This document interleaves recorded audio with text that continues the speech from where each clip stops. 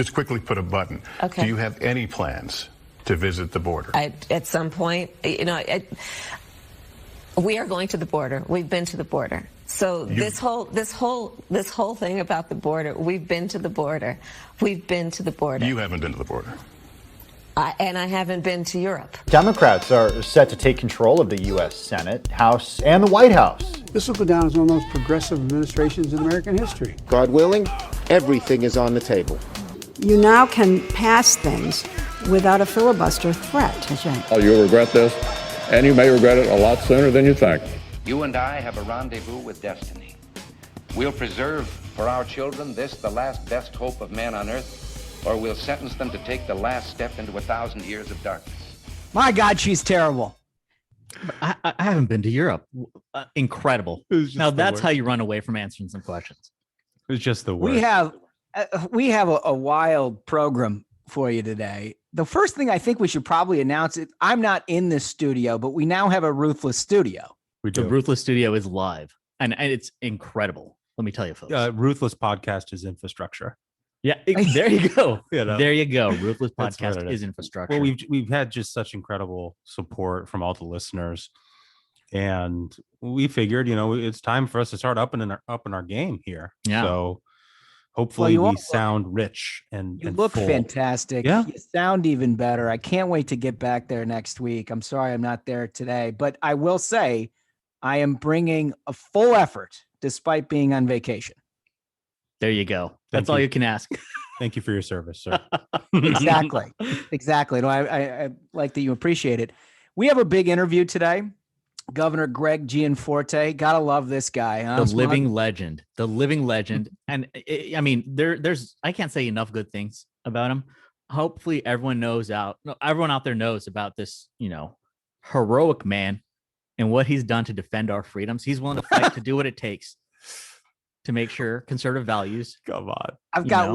I have one serious observation and then a not serious observation. The serious observation is, after talking with him, and you're going to find out during this interview, I've never actually spoken to anybody more prepared to do a job than that guy was to be governor of Montana. He is incredibly well prepared in implementing stuff right away. I mean, it's like it's no secret you get a guy who's created like 5 companies, tens of thousands of jobs, and you put him in as governor, and within like 5 months, he already has a full agenda going on. Like this is a man of action. I also want to note, for the record, we did not ask him about fighting journos. We asked him about important things. I mean, let's be serious. The guy has, since he's shown up, he's already like cut taxes there. The unemployment rate is like far below the national average. At early April, I want to say it was 3.7%, right? And then you're hearing that like you can't get anyone to work in like New York. All the blue states are having trouble. Well, Governor Greg is showing how it's done. Well, he's a tough guy, and we all know that. And I'm more than happy to have him on the program. The next thing we got going on, gosh, it's just an action-packed candy episode here. It is. I mean, I wanted to make sure that we give a shout out, an international shout out, because we've now, Dunks, how many countries do we have that people listening? Oh, God, I don't know. The heat map is everywhere. Everyone like except 2. I think we still have no one in North Korea. No one in Madagascar. Come on. In Madagascar. North Korea, they're just not letting, like, they're just not going to tell you, right? Right. We should just airdrop, like, the pod. Like, drop USB like sticks. Let freedom soar. Leaflets. We'll drop leaflets with our URL on. Catapult them across the, like, line of control of South Korea. That's right. Well, we have a special shout out to Josh in Ethiopia, who is a avid listener and a frequent commenter, and we appreciate his good listenership. That's right. I mean, the sun never sets on the Ruthless Empire at this point. Outstanding work, folks. Oh yeah. So did you guys see, well, hold on, do we have a merch update? Well, yeah, we do. I mean, I've been fielding a lot of mentions on Twitter, some DMs from a lot of minions. Thanks guys for encouraging people to continue to cyberbully me. It's made my timeline a living hell. So, by popular demand, we have introed some new merch, baby, toddler, and youth merch. Yes. So I mean, if you'd like a onesie, we have a 2-year-old at home. I think I'm going to get some Ruthless merch, just so at daycare or whatever, the other parents know what's up. It's a family program. I mean, you have it sends a message too. Yeah, real message sender. Yeah, it is. The other thing is, I know we talked about this previously on the program, that there was a number of T-shirts that we had to sell in order for you to unlock the banana hammock. I'm wondering if we are getting any closer to that, Michael. Okay, I'm never gonna unlock the banana hammock. Let's just be clear, because I know the slippery slope of the banana hammock, and that ends with me having to be in a picture with wearing the banana hammock, and that gets tweeted out. So I will not be ever doing that. However, yes, there's a lot of other merch that we will be able to unlock. I know people want hats and stuff like that. I'm all for it. But I think these deliveries have to go out before any of that's unlocked in the store. And so, it should be in the next week or so. So feel free to cyberbully me about the merch and unlock the hammock. And I will not unlock the hammock. It's not happening. Okay. Well, here's the other. We have to ask that for people who are getting their gear, and I know a number of people who've already started receiving the gear, tweet us a picture of these things, man. That's right. Make sure everybody's fully satisfied with the product, because we know how much that Mr. Duncan has put into this. Artisanal. Yeah. So send those pics over to Ruthless Podcast on Twitter. And the URL, I want to make sure I get this right. It's store.ruthlesspodcast.com. Yep, that's right. Or you can just go to the ruthlesspodcast.com website. It's there in the navigation. I already got my sticker, the hoodie, the shirts. Yeah, I got the sticker and I put it on my computer. I'm really excited. Right off the bat. I'm excited to get on like an airplane with that. Oh, yeah. Just dominate. Yeah, it's like Fight Club too. If you see that somewhere else, you just give them a wink. Little wink. Give them a nod. They know. Yeah, they know. All right. So did you guys see the cicadas thing? I've been mixed on cicadas because they're awfully annoying. They're loud as hell. It sounds like you're in a stadium all the time here in the mid-Atlantic region with these Brood X cicadas by the thousands surrounding us. But, maybe some good news that came out of the cicadas. Right. So apparently, folks, cicadas are the good guys. He says cicadas. He says cicadas. So, Biden's press plane was about to head off to Europe, and then the cicadas invade the engine. They just swarm the engine, killing themselves for the cause to make sure the journos are grounded. And then, so the story, this is from MSN.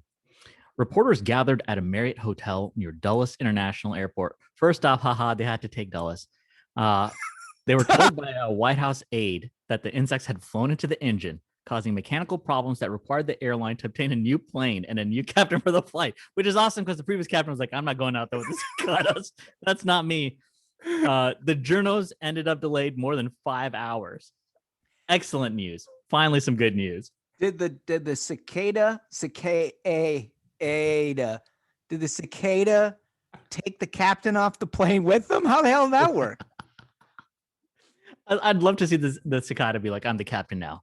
Like, you're not flying anymore, buddy. We're here to save humanity and keep the journos on the ground. I mean, it's not like they'd actually be doing their job traveling with Biden anyways. He's got enough PR. They don't need to fly over there. Once every 17 years.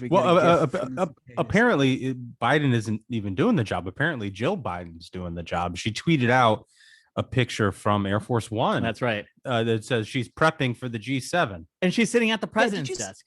Because they have an office for the president on that thing. First lady. Yeah. She's first caretaker sitting, and she's a doctor, folks. Doctor, first caretaker, sitting in the president's chair. She's making sure he's in the back eating pudding, probably taking a nap. We've got somebody at the wheel. Incredible. In all seriousness, I imagine what she was doing is just trying to troll people like us, right? There was no way that was a serious I don't. It's hard to give these people credit. They aren't the sharpest knives in the drawer, Well, I just remember when Ivanka Trump was having some conversation at the G7. I don't know I think it was a G7 or something. Oh yeah. And they flipped out. The libs on Twitter were like, she does not represent us. She is not the president. Why is she there? And we got, the best is that they're like Jill doing Joe's homework. They're like, why are Trump family members involved with international affairs. Why is Jared Kushner out there? It's like, well, folks, it's probably because he's bringing about world peace. Jared Kushner is hard at work bringing peace in the Middle East that the Biden administration has already literally blown up in its first few months. Unbelievable. It literally is incredible. Well, listen, there's other hot topic while we're on the Bidens. Did you see this TikTok news? I did. So this upsets me. So yeah, I know a lot of folks out there enjoy their fun little TikTok videos and whatnot. I'm not a fan of the app. It is straight up, it's not just made in China. It's already been very well known the ties that app and company have to the Chinese government. Yeah, it's a data mining operation for the CCP. That's exactly what it is. That's what it is. That's all it is. Which isn't good. I mean, think about this for a second. Like, we know that, right? Yeah. Our intel services had that. And because Amazon does work with the Department of Defense and the cloud servers and everything else, every employee of Amazon cannot download TikTok. Like, this has all been public forever, that basically this is a huge problem that you can't ignore, that they're actually trying to steal all of the data for the government of China. Well, so TechCrunch reported that TikTok's U.S. privacy policy now says the app may collect biometric identifiers like face prints or voice prints from its users' content and will ask for permission where required by law. And that's the thing is because they knew a major problem we have right now in the U.S. is our laws have not caught up to the technology.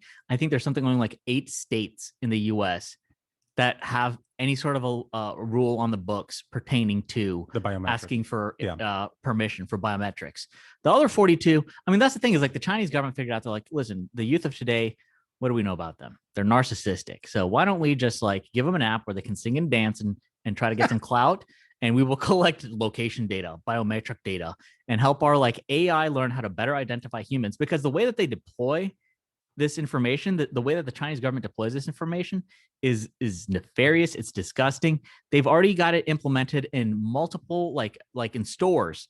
They have cameras that if it can detect facial features of a Uyghur, it alerts authorities to come get this person. Jeez. That's what they're doing with the technology. And all the people singing and dancing on that app, they're just teaching that AI how to do its job. Yeah. It's all that machine learning, like because there's so many people. So think about that next time you want to like sing and dance on TikTok, folks. Yeah. No kidding. So the Trump administration took action on this, if you recall. Yep. Yes, they did. They essentially banned it, and they forced a sale and or merger, and they were going to continue to just sort of enforce a policy against TikTok. Well, it turns out the Biden administration just pulled back on all of that. Yep.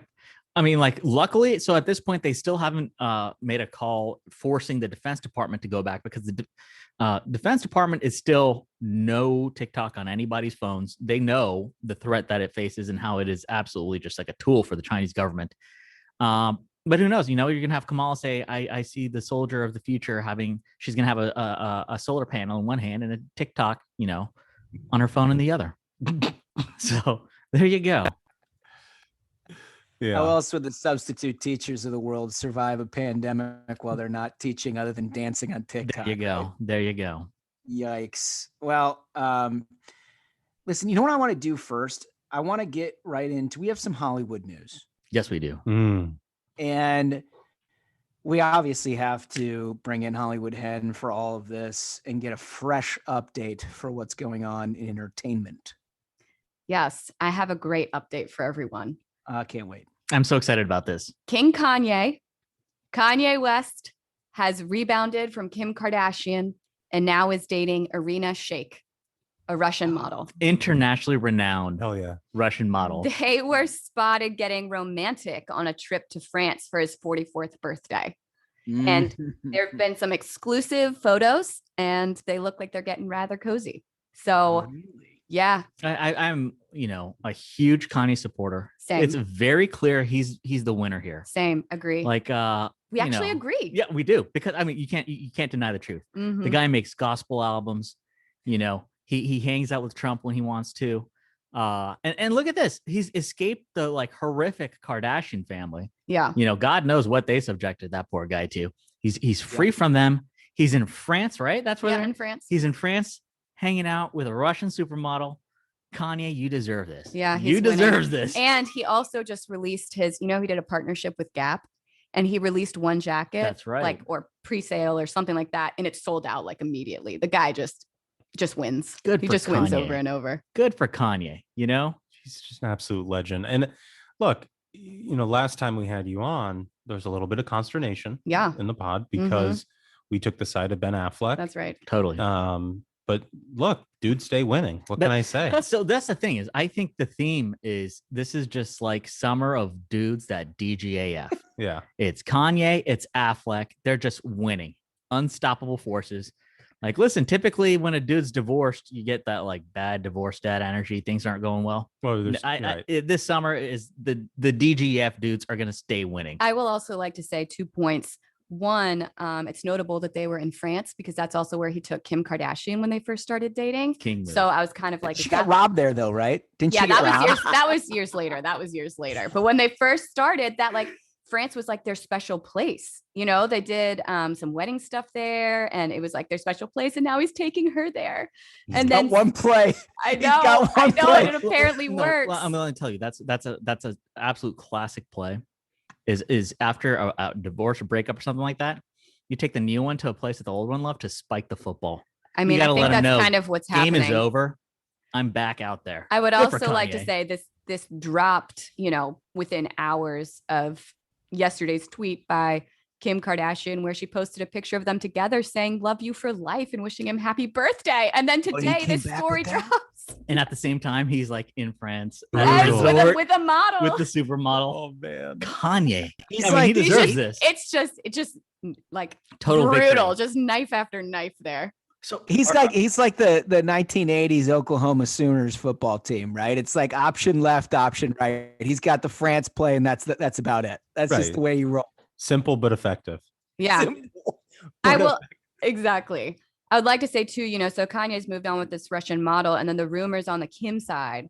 These are all rumors, everyone. Rumors that she's dating Van Jones. Whoa! Wow. Mm-hmm. Yeah. I will say, obviously, I don't agree with any of Van Jones's politics, but I actually had to work with him a little bit at CNN. He was a very nice guy. Well, and he said glowing things about Kim when asked. Oh, interesting. And so I was reading some people's comments, and people were noting that how convenient Kim dates Kanye when she wants to break into the fashion world. And now she's dating Van Jones when she wants to break into the legal world. Ooh. Mm-hmm. She's no dummy either. I mean, I bet you know what this is. This is probably like somehow Kris Jenner has masterminded this. She's like, okay, the entire time. This is the career move. Trying to get you into law. I mean, world's most effective stage mom in history. In absolute history. Mm-hmm. We went from a sex tape to like a worldwide empire across like 10 verticals. Yeah, there's like multiple billionaires among the kids now at this point. But that was the move back then. Like Paris Hilton did the same thing. That was like that was your playbook. Every generation kind of has a playbook, and the sex tape was like a clear. It's a horrific one. It should be the Kanye path. You put out a gospel album, and look what happens. Get yourself a supermodel. And I mean, he may be a nice guy, but let's be serious. Let's compare, because it's all about winning. Where's the next one? Who won? And I got to say, internationally renowned Russian supermodel beats Van Jones. Oh, yeah. I give this round to Kanye for sure. For sure. I mean, I also just want him to win because I feel like, I don't know. I agree. I feel like the demise of their relationship was just because Kanye was being Kanye and she didn't like it anymore. And I mean, you can judge a person by, what they're focused on, what their interests are, what's important to them. The guy just talks about God and his mom constantly. Mm-hmm. I mean, that's a good man. You find someone like that, that's a good man. Well, he clearly has like some manic tendencies sometimes. But his brain works so fast, and he's so smart. He's actually a genius. He actually is a genius. Yeah. Like, I know he says all that stuff, and it sounds crazy, but like, I mean, do yourself a favor, listen to him on Joe Rogan's podcast. Mm-hmm. The man clearly is extremely smart because he just thinks of things in a different sort of way, right? And it's just sort of the price of that genius is also he's a little crazy. Mm-hmm. Listen, I love his fashion. Can you guys hear the thunder going on? I think my house just got hit by lightning.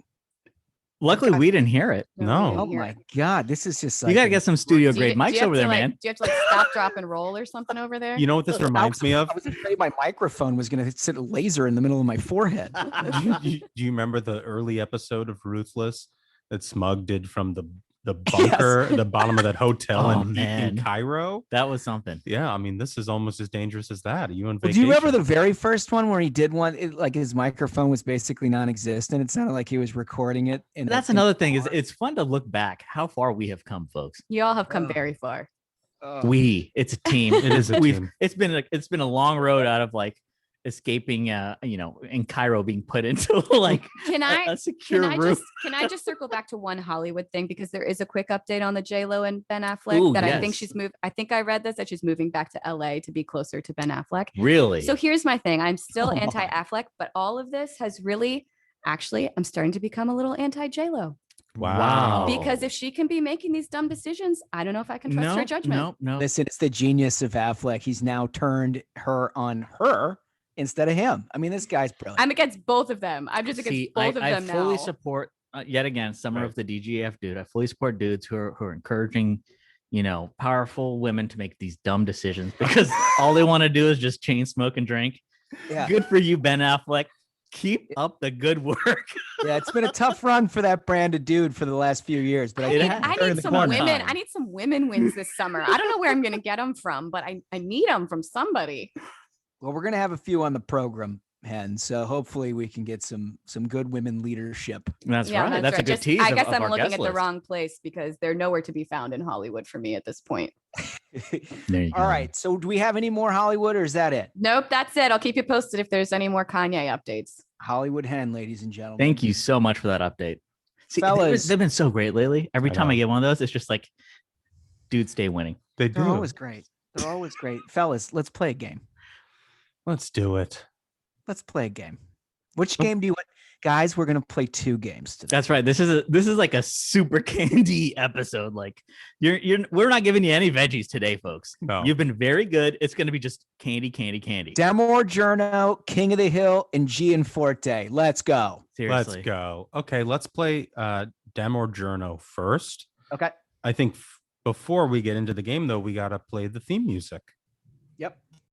Demore Journo, Demore Journo, Demore Journo, Demore Journo, Demore Journo, Demore Journo, Demore Journo. Nobody knows. Oh, it's so nice. The best. It definitely goes on 2 stanzas too long. It's a little long, Which is, but you got to complete the verse. I mean, it's just.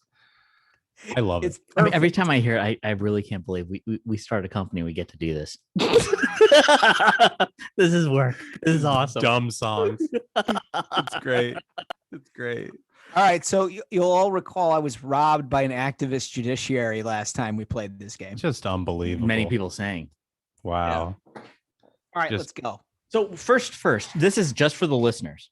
Because there may be some folks, this is their first episode. He still doesn't know the game. So what are the rules? So Demore Journo, I will read 4 statements, 3 of which are from members of the media, and 1 that's from a Democrat operative. Okay, I'm sorry. So 3 are from members of the media. He's writing this down. He's writing it down right now. 3 media, 1 journo. 1 journo. I'm going to read all 4, and then each of you have to tell me which one is the Dem. Wait, which one's the journo? There's 3 Dems and 1 journo. I'm sorry. Excuse me. Yeah. Keeping you on your toes because I know these rules, folks. He does not know the rules. There are 3 statements from the media, and there's 1 Dem operative. No, there's 3 Dems and 1 journo. That is incorrect. Really? Okay, so this he still doesn't know. He still doesn't know. So these are 3. He's getting me confused now. So it's only one journo, 3 journals. It is 3 journos, 3 journos and 1 Democrat operative. I mean, I need that. I'm going to read all 4, and then you're going to tell me which one is the Dem operative. Okay? Got it. You guys ready? Let's do it. All right. Statement number 1, and these are all themed on Joe Manchin, since he's been getting a lot of attention. Perfect here from the media, as they like to play activist arm of the Democratic Party. This. Okay. So, statement number one, Joe Manchin's position will allow Republicans to destroy democracy. Holy cow. So again, there's 3 journos and 1 Dem? 3 journos, 1 Dem. Wow. Okay. But just so you have clarification, Smug, now that you're paying close attention to the rules, just so everyone by home knows. journo, this particular jury takes some liberties with the definition of a journo. Like, if you work at a media organization at all, apparently it's I mean, honestly, the whole media itself has taken far too many liberties with defining themselves as journos. That's the problem, folks. Okay. That criticism aside from the peanut gallery, I'm going to go to statement number 2. The senator has effectively given Republicans veto power. Wow. Statement number 3. Is there any point to the NAACP or other civil rights groups meeting with Senator Joe Manchin at this point? Wouldn't that be roughly like having MLK sit down with old Strom Thurmond? Oh God, I this is shocking. Holy shit, that's wow. But I mean, I think I have a tell. So when we discuss the results, I got to talk about that one. Okay, and then here's number 4. I don't think our founding fathers anticipated the survival of this democratic experiment to rest in the hands of a man who lives on a houseboat. I think I remember that. Oh, that's a tell. That's a tell. Wow. So again, to be clear, there is only 1 Dem operative among these. There's only 1 Dem operative. I know. There are 3 journals. I got the tell. Here's the thing. I know the answer, and I know Duncan, that's because shocking. Up until the first 3, it was tough. The 4th is only the thing is. So I think this is a total success because every one of these could be a Dem or a journo. But that 4th one, like everyone blew that one up because that was bonkers. That was bonkers where it came from. That's right. It is bonkers. I will compliment the judge for his curation. All of these, I want to know the names of each of them. True, I'll say just my answer. Number 4 was Senator Durbin's press secretary. That's right. Going for gold. Look at this guy. Who not only is a Dem operative, he's got the name. Yeah, well, she had delete. She had delete and lock her account. I remember this. This is how effective the minions are.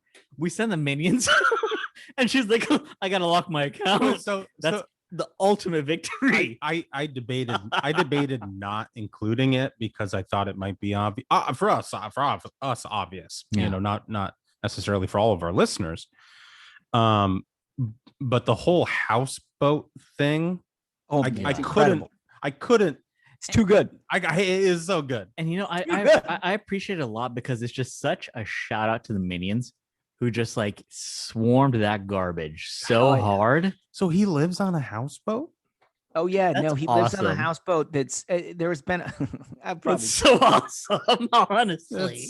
I mean, that's goals. Seriously. And back to our Hollywood segment. That is like divorced middle-aged dude goals. Well, for sure, you know. I mean, I would love a except that's not the way he rolls. His wife is the head of the Appalachian Regional Commission. That's so cool.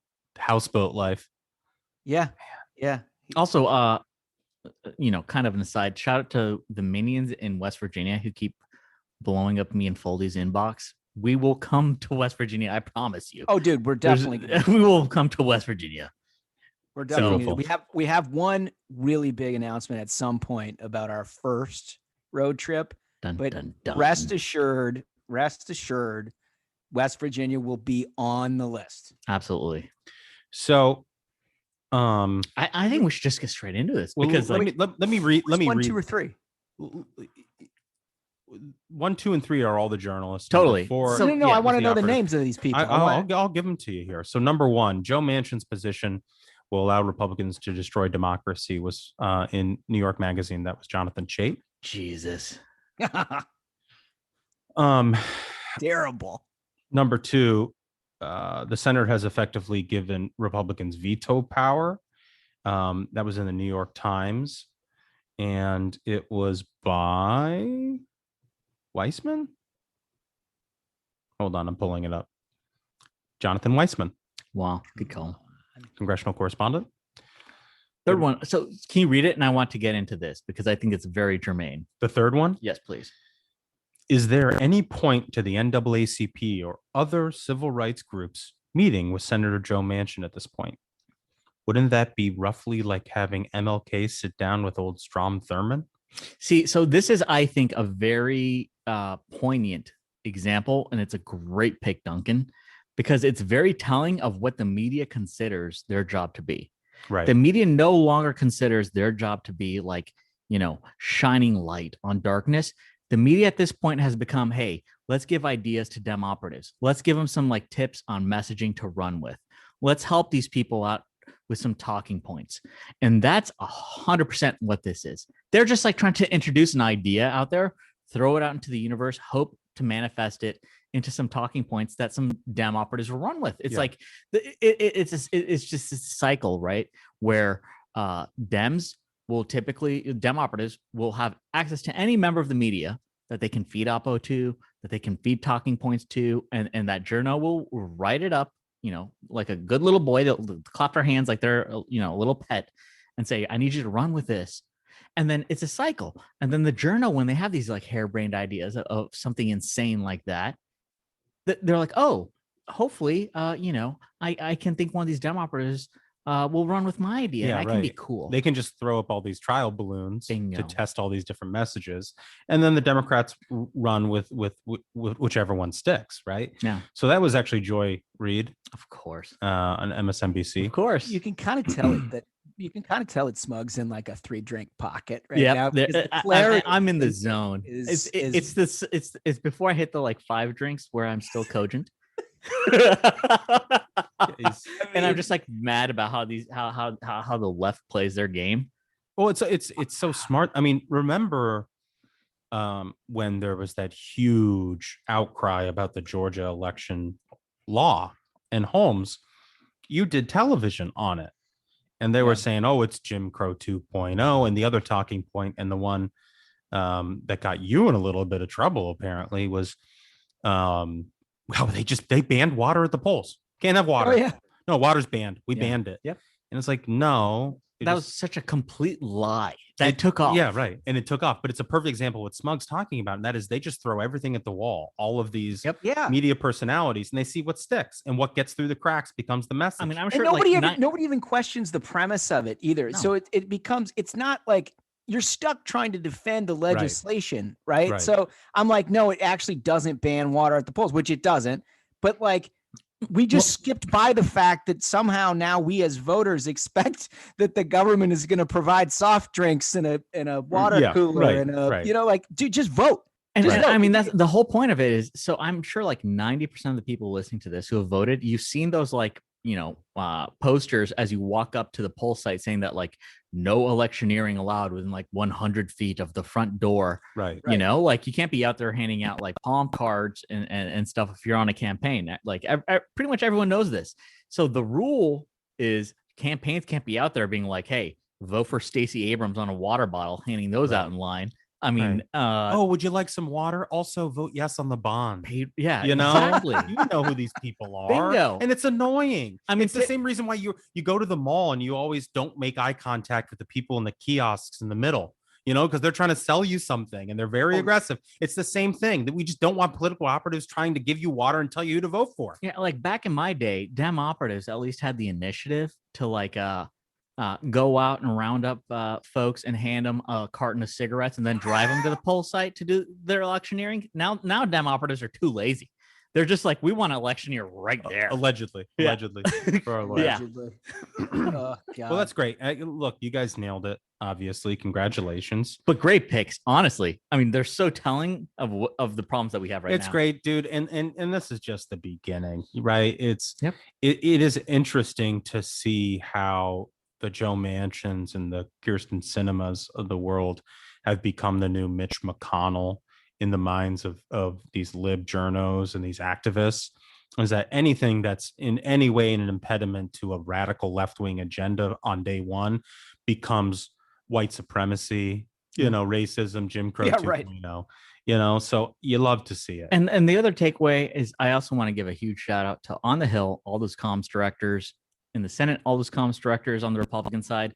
You work so hard to try to get anything to break into the media, where for imagine being a Dem comms director. It's like, okay, all I have to do is just like send an email and I get an article, or the journals are already putting the talking points together for us. So shout out to all the comms directors. That's those why DMs, all of them. Yeah, we'll get your folks on the show. We will get them on the show, but that's why our peeps are so imminently hireable. By the way, they go out into the corporate world, and everybody in corporate America is like, "Oh my gosh, this person works their tail off." Seriously, it's like, yeah, man, that's how hard it is. All right, game one is in the books. We got a segment that we want to get to here, and it smashes a whole bunch of things together. But I felt like we needed to. Everybody's talking about Kamala Harris and what a disaster her first international trip is. Seriously. Her like total bungle with Lester Holt over being at the border. Like all of that is the most predictable thing in the world. Like you knew this was going to happen. You got now Biden going to the G7. He looks terrible. His wife's sitting in the seat on the way, doing the studying. Their agenda, they announce, is in the hands of Shelley Moore Capito. Oh, wait. Now we're not negotiating with the West Virginia senator. We're negotiating with a Republican from Louisiana. Mm-hmm. I got to tell you, if your agenda is not going to land on the eminently reasonable desk of Shelley Moore Capito, you're not going to get Republicans anywhere. So I love this topic. I think it needs to be, hammered into folks' heads. This very simple fact. No matter what, these K-Hive journos, it's sickening. There were journos who were out in California that were just like clothes shopping with Kamala during primaries. Yeah. This is normal. There was the Univision reporter just the other day, I saw it on Twitter, who asked a question to Kamala Harris and prefaced it by saying, I just want to let you know that I voted for you. Well, unbelievable. And so here's the thing. So like Univision tried saying that like, okay, this wasn't one of our journos. Well, that's not the point. The point is that people who have press passes, who are asking the vice president questions, that's what it is. Is like the end person, the actual public is being told, I am a fan of yours, dear leader. Please tell us what to think. That's stunning. But again, it's very important that everyone see this through the prism of the simple fact that Kamala Harris dropped out of the primary before a single vote was cast. That's how good she is at her job. Because she's terrible. And she managed to land the only real blow on Joe Biden. I mean, that was great. So shout out to her for just like destroying him on stage. That was the other thing I was going to say, Holmes, is like the only like positive little boomlet she had in her whole presidential campaign was calling the now president a racist. It's just incredible. I mean, she's a rolling disaster. Can you imagine right from the very beginning, they're like, okay, well, let's put Kamala in charge of the border crisis because this is a bad deal. You want to provide some separation from the president himself. She's like fields questions about she's not going there. It's been months and months. Nothing has changed at the border. She can't attend. Like, it's remedial. This is remedial politics. They can't figure out how to send this woman to the border for 20 minutes, look around and say, here are like 4 solutions. Unbelievable. I mean, literally, this is the most incompetent administration I've ever been around, I've ever seen. It really is. Nobody is talking about it. You hear, if you're a listener of the Ruthless Variety program, we've talked about it for months. But the fact of the matter is, these people walked in and they chose an agenda. The first thing on the agenda item was a coronavirus relief bill, the likes of which received 98 plus votes in the United States Senate on not one, but 2 occasions under President Trump. Mm-hmm. And they made it an entirely partisan product. It passed by the skin of their teeth, Democrats only. Yep. The next thing up, nothing. The agenda is just like DOA. Like I said this before, the first 100 days of administration are essentially, that's when they've got their most political capital. That's when you go big, you make it clear what you're about. And it's, I mean, the images say everything. The first 100 days of this administration is, I guess, Joe Biden's like eating pudding or taking a nap and like hopefully the first Dr. Caretaker, Joe Biden, at his desk is holding things together. What's their accomplishment? Obama in the first 100 days, President Obama in the first 100 days put forth his like healthcare thing. Okay, I'm not a fan of it, but still at the same time, I mean, he has at least tried to put forth an agenda. Right. These guys have nothing. They Well, have so nothing. I think there's two things that are happening.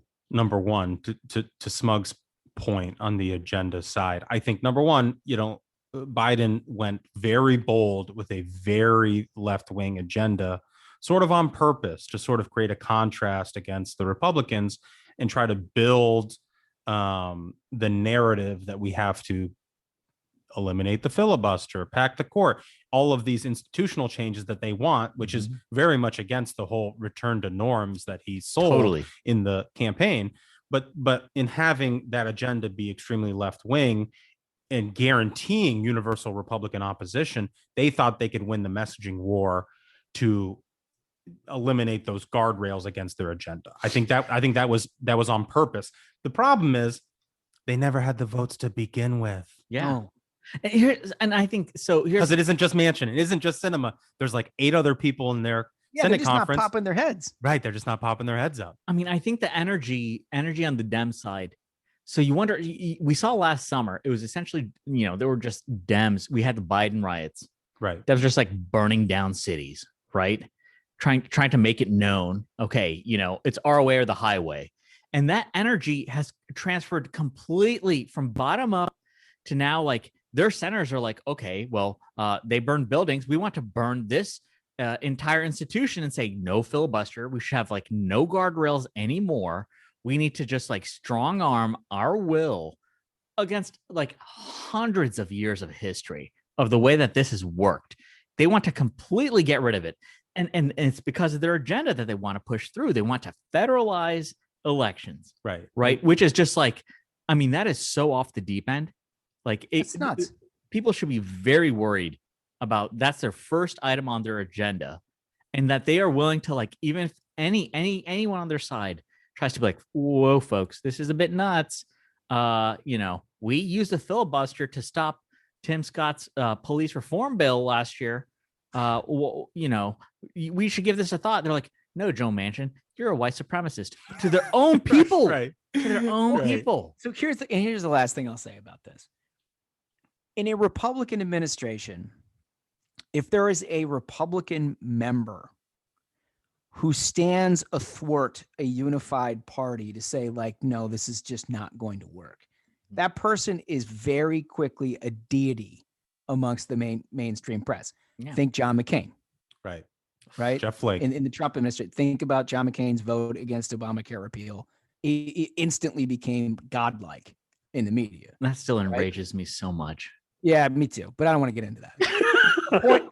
The point is, it is the exact opposite with Joe Manchin and Kirsten He's a traitor. Sinema. They're traitors now. Yeah. He's a traitor. Right. He's a traitor. How long can he hang on? Right. And every day there's somebody in his face with a microphone saying, well, what about all of these? What about all the white supremacists voting laws that are going on in all of these states? Do you stand for that, Joe Manchin, or do you want to eliminate the filibuster and pass HR 1? Like that's literally the framework of the questions this guy gets on. What I love about it is like the DNC should zero out its tracker budget because they don't need it because they got these reporters to travel to West Virginia or stalk Christian Sinema on the trail and ask the question you would have a tracker ask, on a campaign tracker. Why would you hire anyone at American Bridge? You don't need them. You got the media doing your job for you. There you go. It's incredible. It's one other thing on the Kamala stuff that we were sort of leading off here.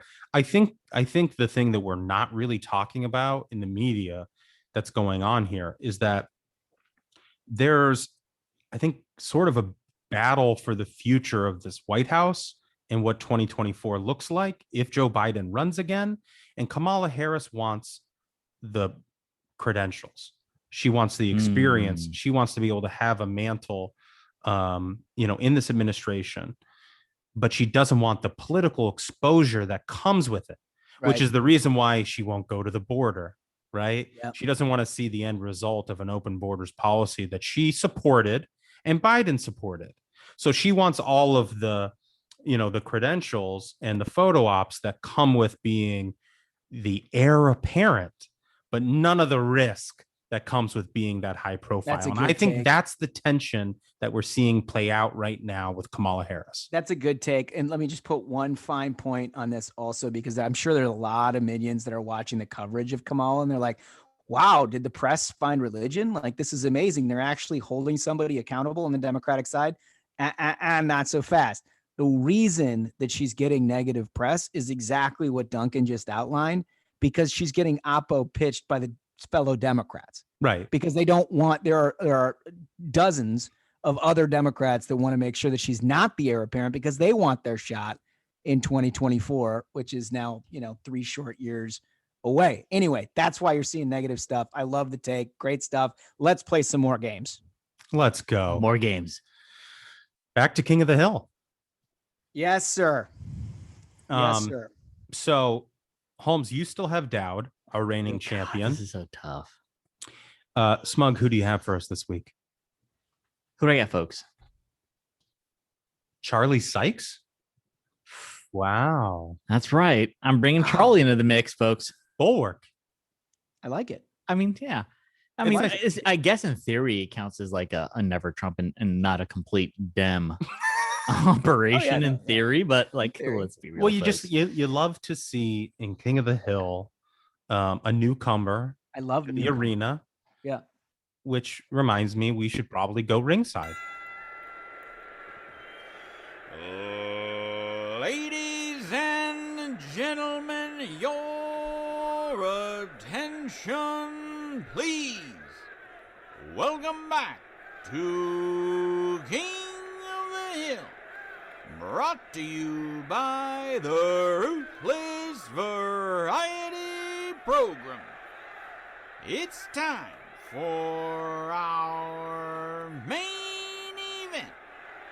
In the red corner, fighting out of the bulwark.com, standing 5 feet 9 inches tall, a former conservative radio host, Charlie Sykes.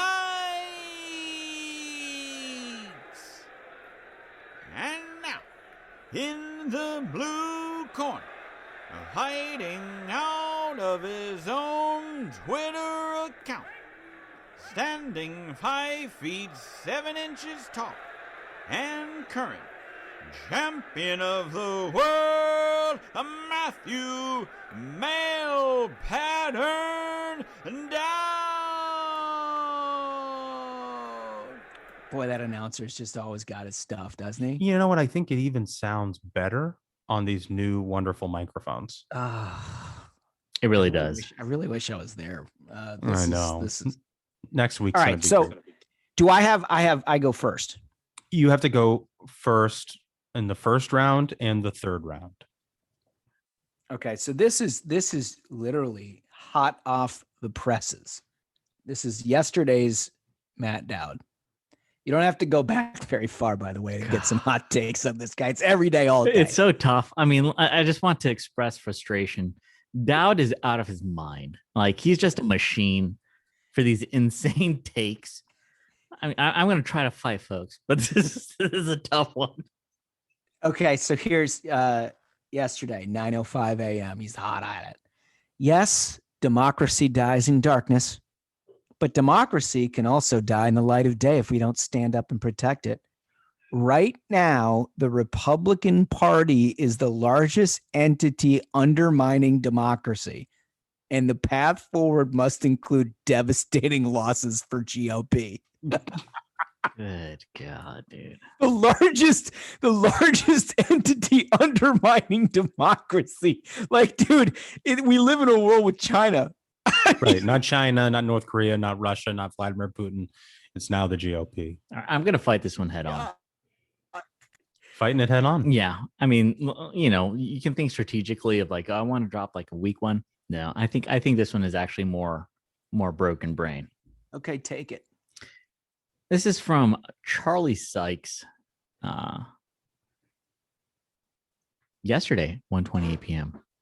Governor Abbott declared Texans should have the freedom to go where they want without any limits, restrictions, or requirements.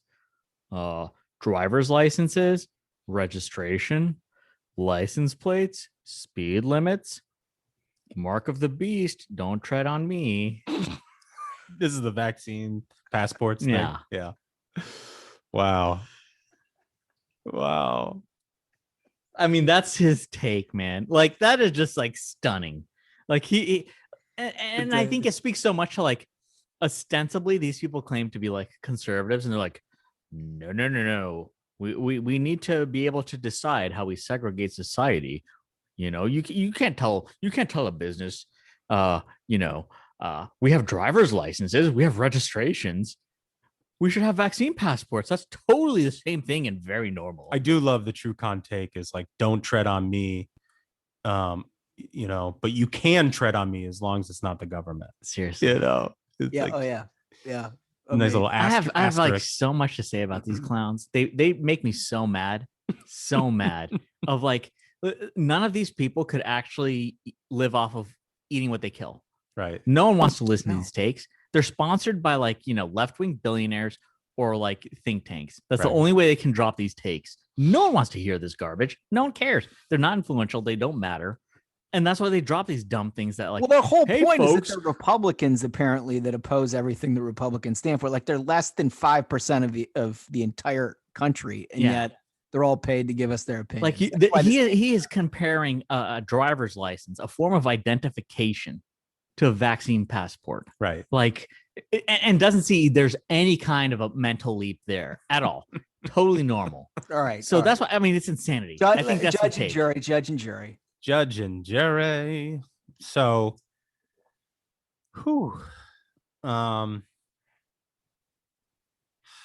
it's a good Dowd take. What I always go back to is like, how original is it? And I feel like Dowd, that's pretty standard fare across most of the media and the lib establishment now. The largest. I feel like we had Bill Kristol on saying the same thing, or Radio Free Tom saying the same thing like 2 weeks ago. I feel like I like that. I think Sykes gets round one. Let's go. Sykes stays I am alive. stunned. Go Charlie. Stunned. Go Charlie. Okay. Stay crazy. He's the up and comer. Okay. I got to get my. This is his first appearance, right? It's his first appearance. He landed a solid haymaker in the first round. Let's go. All right, Smug, go. You have to lead round 2 because I'm gonna strategically pick. Yeah, well, this is strategy too. I mean, this is the the folks at home. Everybody loves, and they tell me the boomer, the boomer takes. He's playing to the jury here. So I really love this one. So folks at home, there's this awful, absolutely horrific Twitter account called Room Rater. Oh God. Which all the Jesus, I'm in all the broken brain people love to be like, hey, so when I like Skype or when I zoom into like MSNBC, I try to set up my background so there's like a bookshelf and it looks very tasteful, like I'm a and Room Rater rates their setup. I'm a very worldly individual, right? And they want to please the crowd, and the crowd for all the Room Raider stuff is like, as harebrained MSNBC left wing broken brown, as you can get. The worst. So Room Rater gives Charlie Sykes 10 out of 10. They say ship art, small bird art, lamp work, flowers.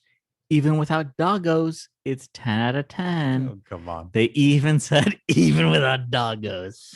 Like, wait, hold on. I just want to make sure if I go for it on this. Yeah. We are not going to be making a judge or jury decision based on someone else's Room Rater. And that's why that's a gold on this is he quote retweeted this because he's that broken brain a boomer. I said some personal news. Boom. Some personal news. Come on. It's nice. It's nice. He wanted everyone to know that Room Rater was like 10 out of 10 without doggos. Well, the thing I love about Room Rater, and I've seen a lot of journalists, do something similar here to Charlie, which is like, they really appreciate the ratings, and they try to improve their background setups for these ratings. It's this really weird inside baseball vein thing that the media bubble does. Beyond Beltway, just like it is so insular. But the people that run that Room Raider account, it's actually like that. It's that Russiagate conspiracy theory lunatic that Claude Taylor guy who puts up all the billboards. Like he's a straight up Russiagate conspiracy guy. And he was forced actually, because like, didn't he claim he was like Obama on his like Twitter bio? He claimed he was like Obama White House or something. And like actual Obama White House people were like, nah, you got to take that off your profile. Resume. So that's who this guy is playing. I'm going to take this guy down because this guy, I'm not going against Claude here. Right. So I just want to make that clear. But here's Dowd, because I think I've got this. The anti-Trump Republicans who think the GOP can still be saved and Democrats pushing for bipartisanship with the GOP are akin to a person in an abusive relationship who won't leave and continuously claims that the person deep down is a good person who will be better in time. Nothing quite seals the deal for one of these assholes, like comparing their politics of somebody that they don't like with domestic abuse. Yeah. Dude, I think I got this. Are you kidding me? I think I got this.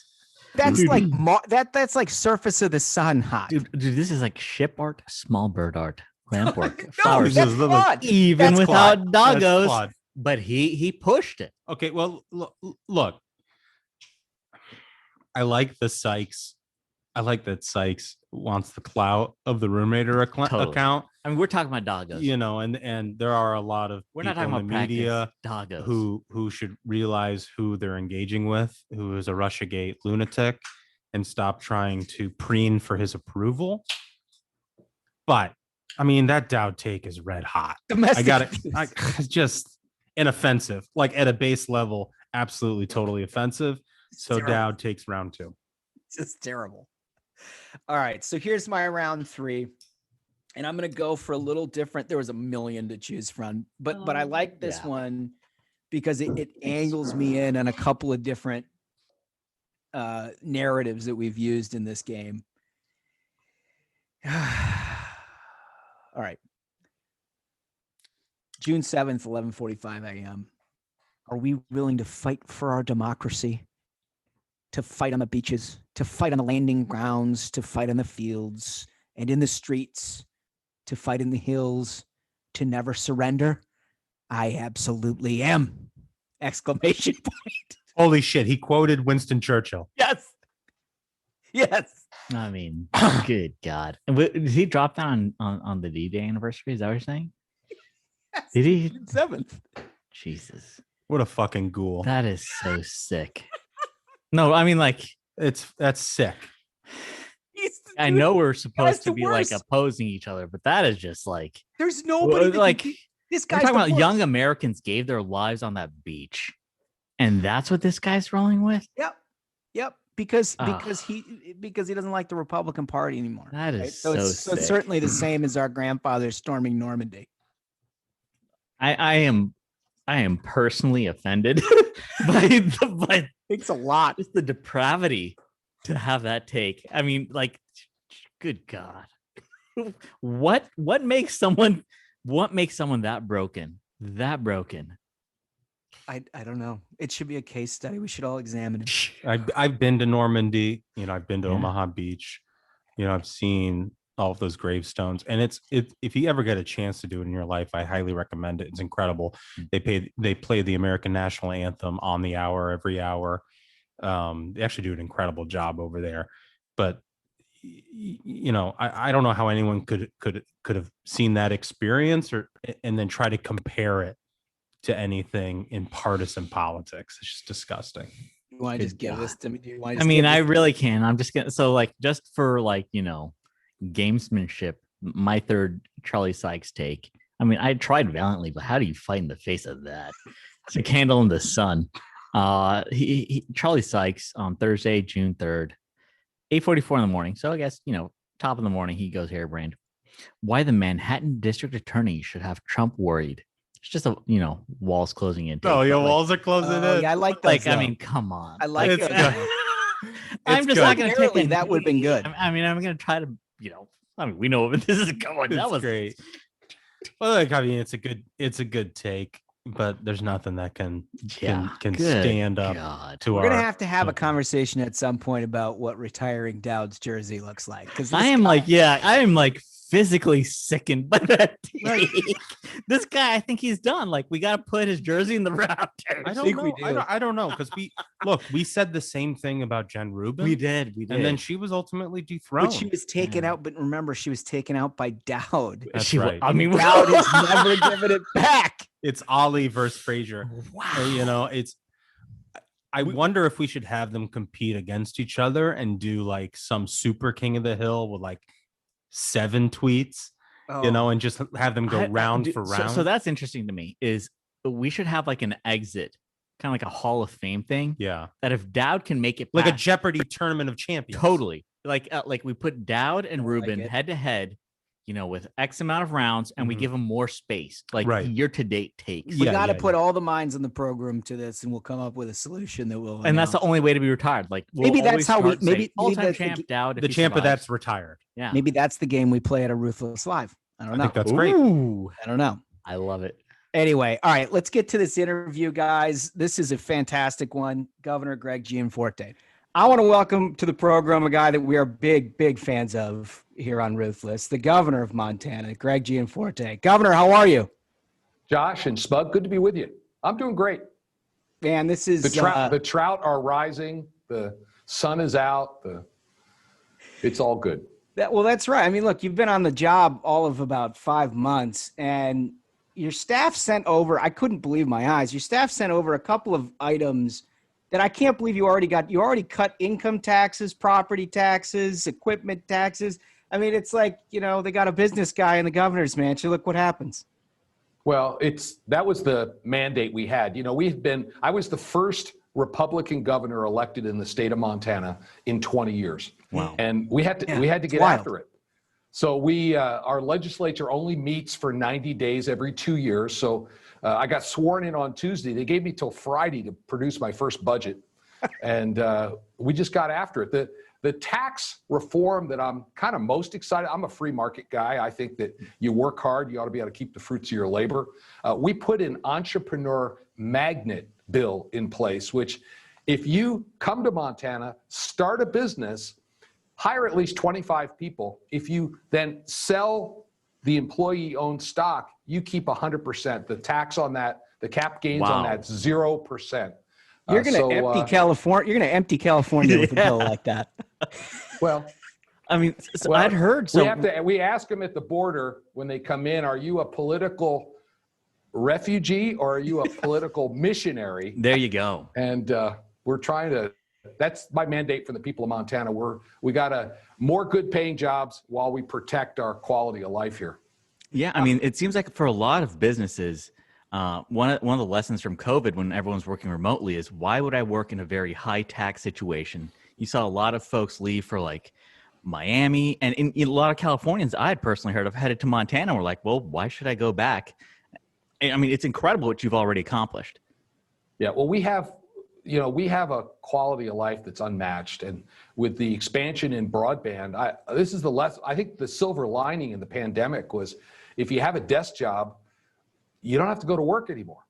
Yeah. So why wouldn't the smartest people are going to move to the most beautiful places, bring their job with them? We just launched a campaign this week, the Come Home Montana campaign.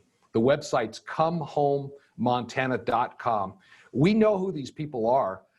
They've graduated from Montana high schools. They've gone to university here. We're targeting them through social media, direct mail. We're trying to put families back together.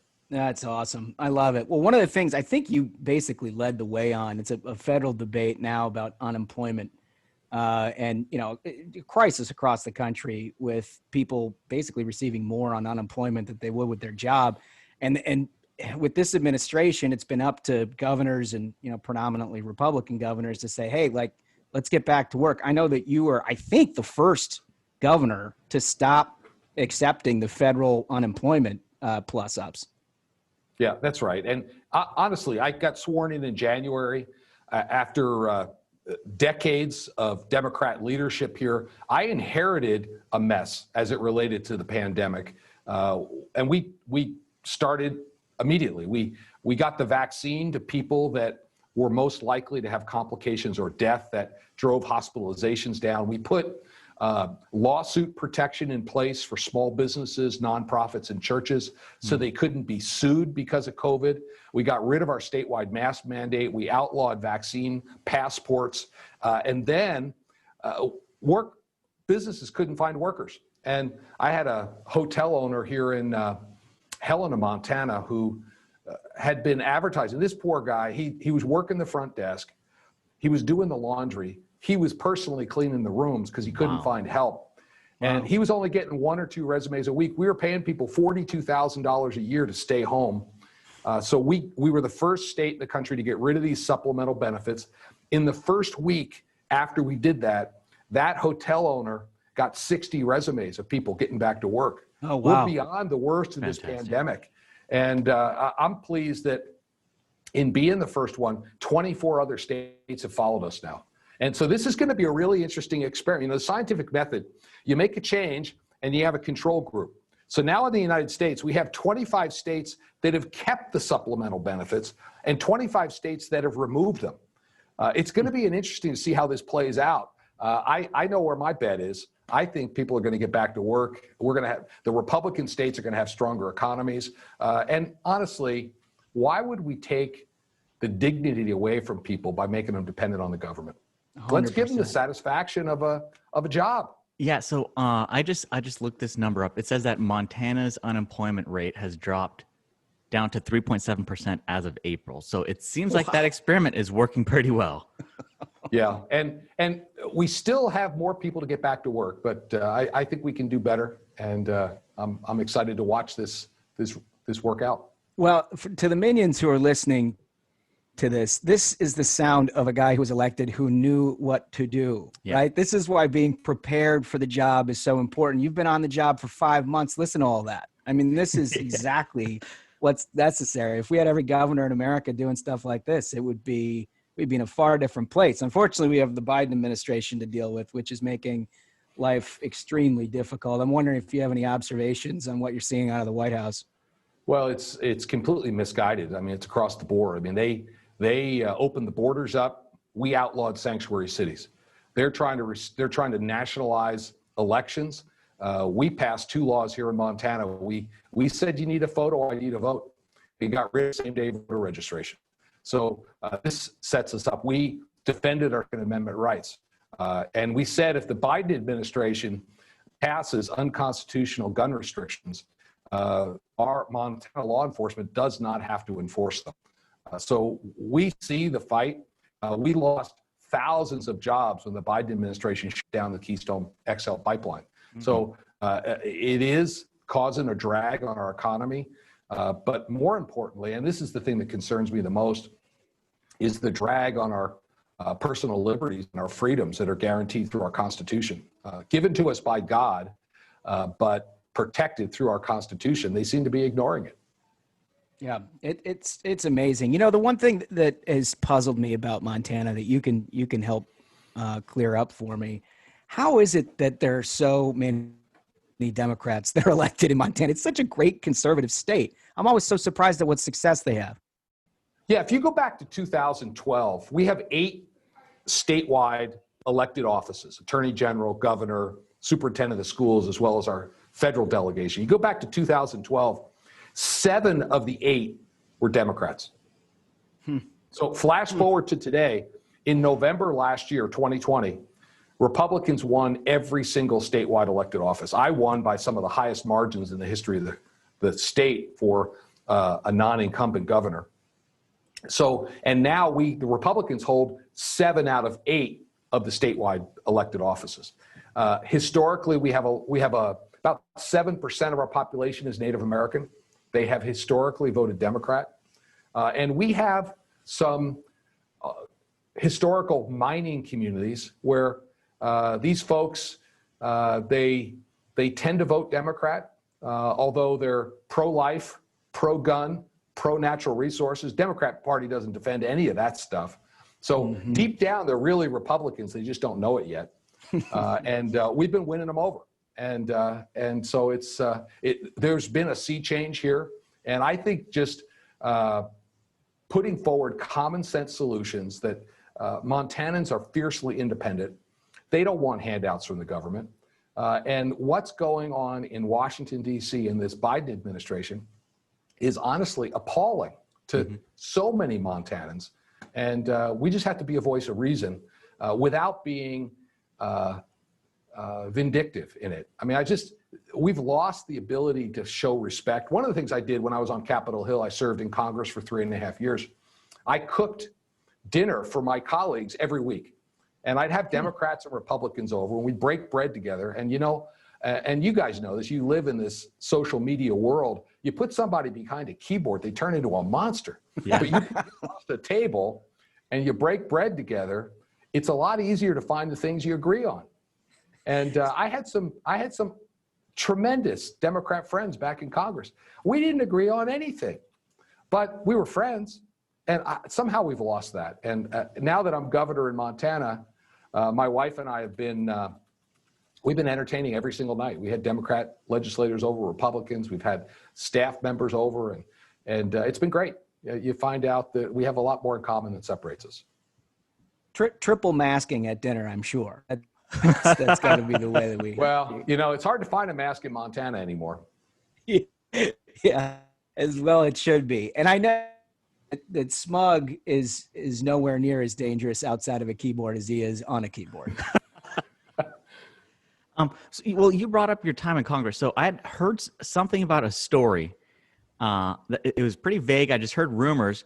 I wanted to see if I could get the inside story. So during the Kavanaugh vote, so as you've been a successful businessman, you get, to the victor goes the spoils. You've got a private jet. Now, did your jet play a role in making sure, that confirmation happened? It did. Senator Daines is a dear friend.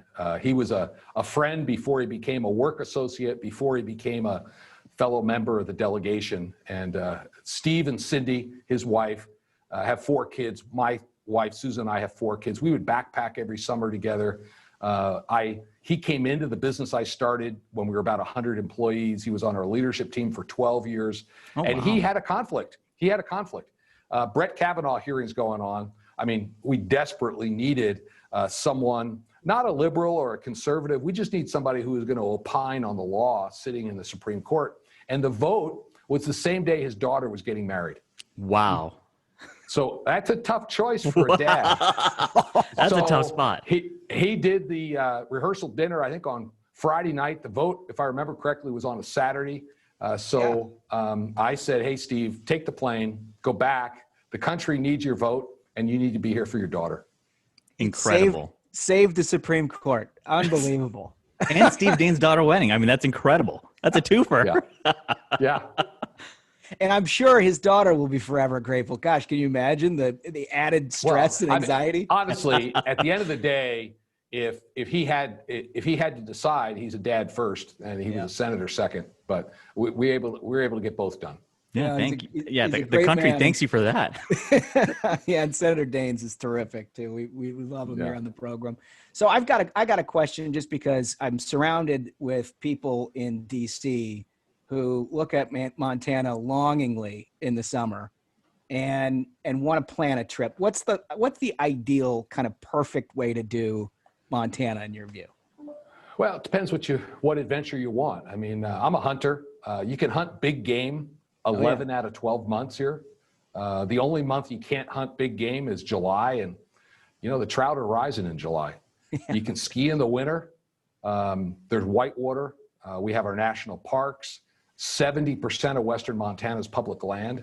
So it's hard to screw it up. I mean, people say, well, it's cold there. And I tell folks, there's no bad weather. There's just bad clothes. You need to go shopping. And, I think I've caught fish every month of the year. That sounds wonderful. It's interesting. And it's really magical. there's something about Montana.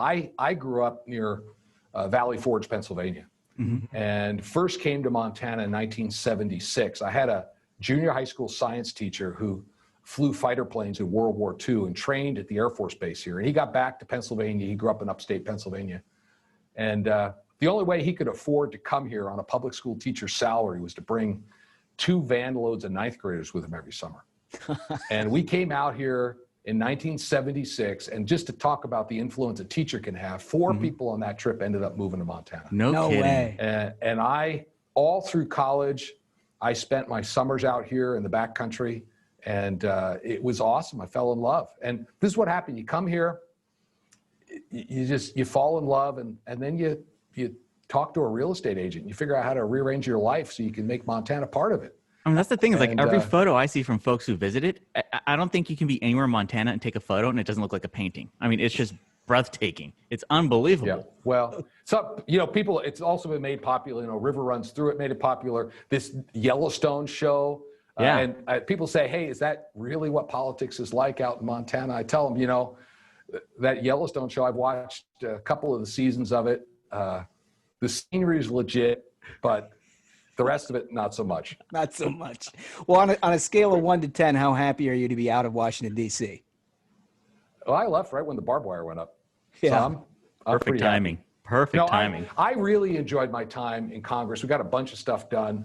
I got pretty good at voting no, but that's the extent that you have. And it's an important job. I was honored to serve I was the only congressman from the state of Montana in the U.S. House. But I'm a CEO. I've started and grown 5 technology businesses, and I've got 11,000 employees now. And amazing. I had an experience my first week. I got sworn in on Tuesday, and the team had been focused on the inauguration, and they totally screwed up. They didn't put anything on my calendar Wednesday afternoon. So I'm bouncing around like a caged animal in the governor's office, and I said, I gotta get out of here. So I literally walked across the street. There's a state office building 100 yards from the Capitol, and I just started going cube to cube. And I said, hey, my name's Greg. I just started across the street. What's your name? And how long have you worked here? And I've now done that in all the agencies that are under my leadership.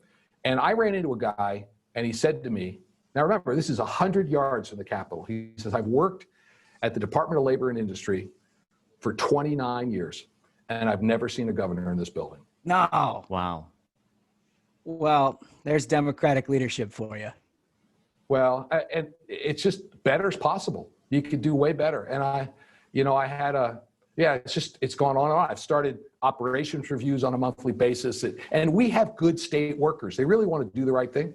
But it's like we put 22 people on a football field and we didn't tell them where the end zone is. It's really hard to score points. Yeah. Oh, man. That's incredible. Well, good for you for doing it. I'm sure everybody was pleased as punch to see the first governor in 30 years. Probably a little intimidating. Sometimes they're happy to see me. Yeah. Well, so I want to talk, before I get to the 3 big questions, I want to just open it up on politics. You have run and won in very big races with national focus. You got a good eye for it. You know sort of what it takes to win. As you're looking across the country right now, ballpark Republican prospects to me, do you think there's a pathway to majorities in the House and the Senate?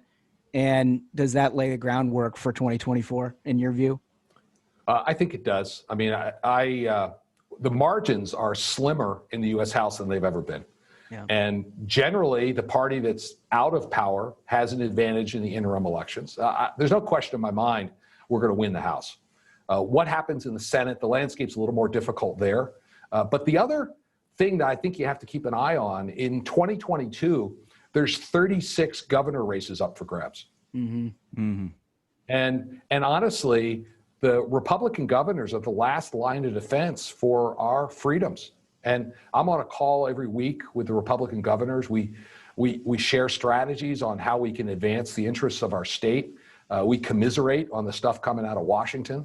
But we've got to keep an eye on these governor's races as well. And that's where I'm putting a lot of my attention. Any attention I have for stuff outside the state is focused on these governor's races. Again, 36 of them.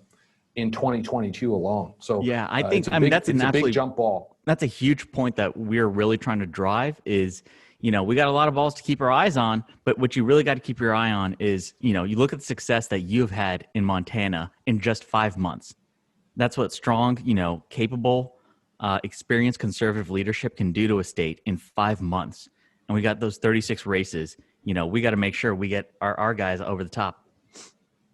Yeah, makes a really big difference. So I've got 3 big questions that everybody listens to here. And I have a feeling there's going to be a Montana flair on the first one, but I will leave it for everybody's interpretation. Sir, what is your last meal on Earth? Well, it's going to be wild game. I hunt a lot. Right now in my freezer, I've got antelope, moose, venison, duck, and I have my own food channel. I mean, I being a tech guy, Got the food chain in there. Well, it's I love a mixed grill. So typically we make our own sausage at home. A bockwurst or a bratwurst and a duck breast and a good elk steak. I'm not opposed to serving a little Montana beef as well. So it's all good. Because I took my daughter to work when she was like 8, and it was like father-daughter day. And I get home, what do you think of Daddy's work? She goes, he doesn't work, he just talks on the phone. And so when I come home, I like to do something with my hands. Cooking is therapy. My personal Facebook page, I'm maxed out on friends, but I have a lot of followers. I post pictures of all my meals on my personal Facebook page, Greg R. Gianforte. Well, now we know why the Democrats enjoyed hanging out at your dinner parties. Yeah, that sounds pretty amazing. Well. I'm also Italian. The way to somebody's heart's through their stomach. That's right. That's right. I'm a firm believer in that. That is an excellent answer. All right. So question number 2, I'm going to expand this a little bit. It's usually if you didn't have anything to do with politics, what would you be doing? I know what you would be doing because you already did it. Let's say you weren't involved in the business world. You're not involved in politics. What are you doing with your life?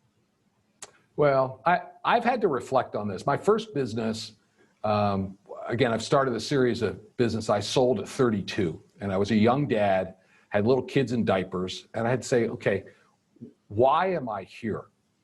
I mean, big kind of eternal questions. And what I concluded is, and I did a TEDx talk on this, I think the satisfaction in life is connected to serving other people.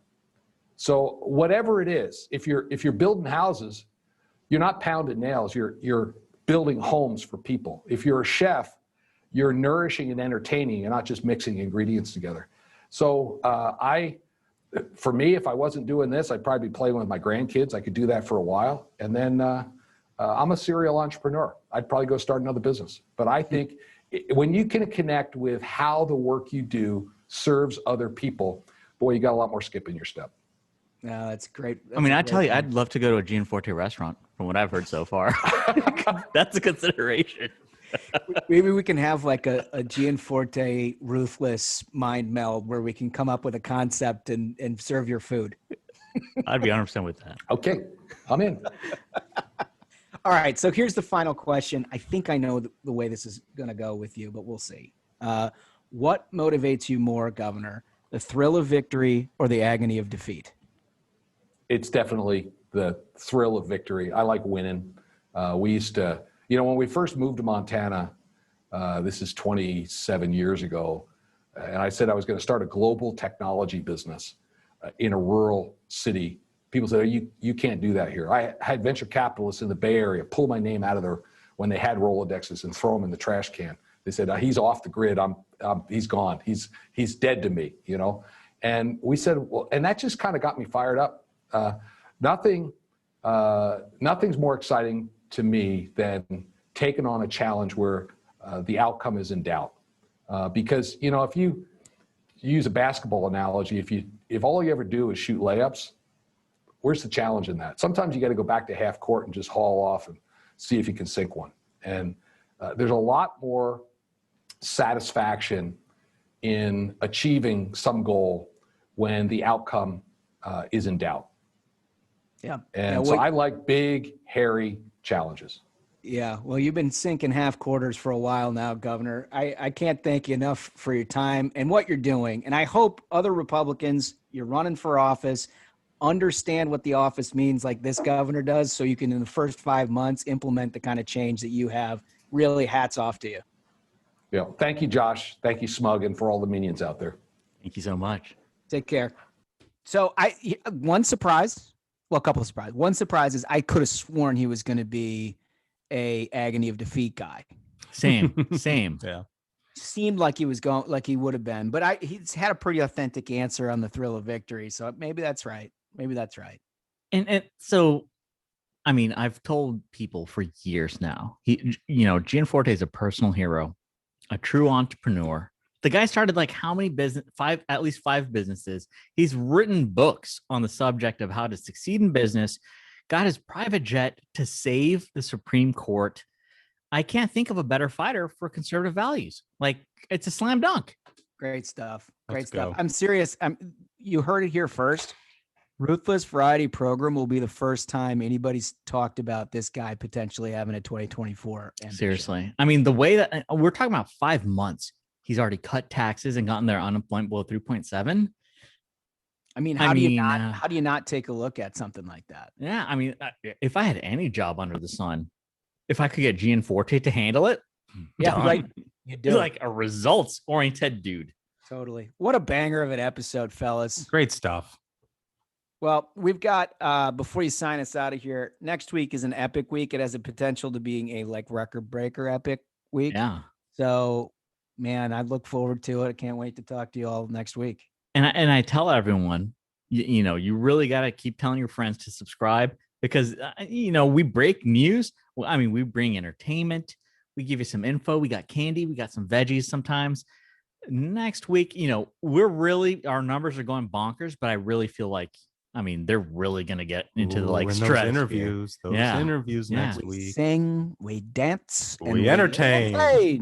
You got to tell your friends, subscribe, get on board. And we appreciate the support. Our numbers keep going up, and it's because of you folks at home. We love you all so much. So until next time, minions, keep the faith, hold the line, and own the libs. We'll see you on Tuesday. Stay ruthless.